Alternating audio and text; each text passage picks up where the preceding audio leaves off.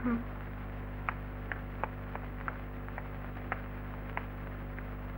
ওই বেয়াদব ছেলেটা তোমার সামনে দাঁড়িয়ে উঁচু গলায় কথা বলে গেল?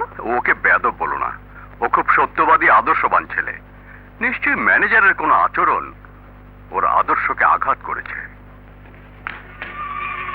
লাইলা, মার কি হয়েছে? জ্বর।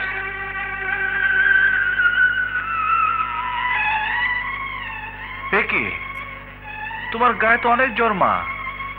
আমি এক্ষুনি তোমার জন্য ওষুধ নিয়ে আসছি। না রে পাগল, সামান্য জ্বর, তোকে এত অস্থির হতে হবে না। লাইলা, তুমি মায়ের পাশে থাকো, আমি এক্ষুনি আসছি।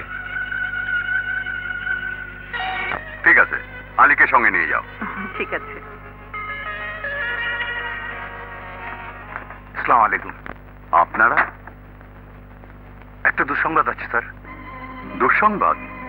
হ্যাঁ স্যার, এতদিন একটা শক্ত চাপ আমাদের মুখ বন্ধ করে রেখেছিল। নিজের জীবনের ভয়ে মুখ এতদিন খুলতে সাহস পাইনি। কি হয়েছে তাই বলুন।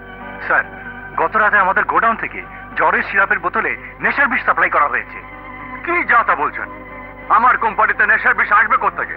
স্যার, ম্যানেজার রায়হান খান অনেকদিন থেকে আপনার ব্যবসার আড়ালে ড্রাগসের কালো ব্যবসা করে আসছে। হোয়াট? হ্যাঁ স্যার, ওই ম্যানেজার স্টোর কিপার মাইকেলকে দিয়ে এসব অবৈধ কাজ করায়। এখন কি হবে স্যার? এই বিষ শহরের সমস্ত ফার্মেসিতে সাপ্লাই হয়ে গেছে স্যার। যে নিরীহ ব্যক্তি ওই বিষ খাবে সে নির্ঘাত মারা যাবে। স্যার, আপনার ম্যানেজার রায়হান খানকে অবৈধ ব্যবসা করতে নিষেধ করুন, নইলে তার কালো ব্যবসার জন্য একদিন আমাদের সবাইকে হাত করে পড়তে হবে।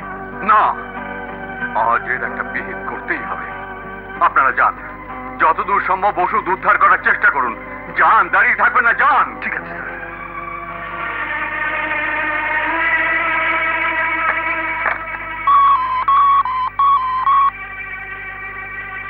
রাহান, তুমি এক্ষুনি আমার বাসায় চলে এসো। Just now.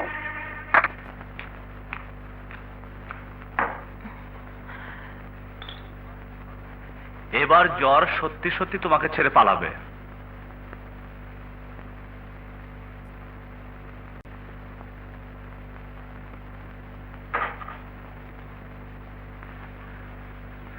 খাও মা, ইনশাল্লাহ সব ঠিক হয়ে যাবে।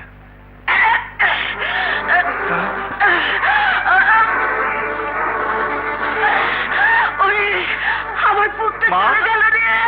মা? আরিফ, তুই আমাকে কি খালি? মা? আমার কি তো বন্ধ হয়ে আসছে।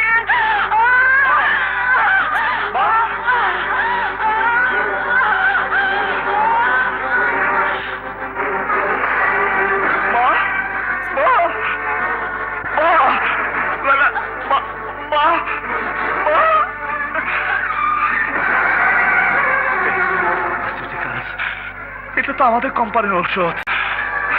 লাইলা, আমি ফিরে না আসা পর্যন্ত কেউ যেন আমার মায়ের লাশ দাফন না করে। তোমার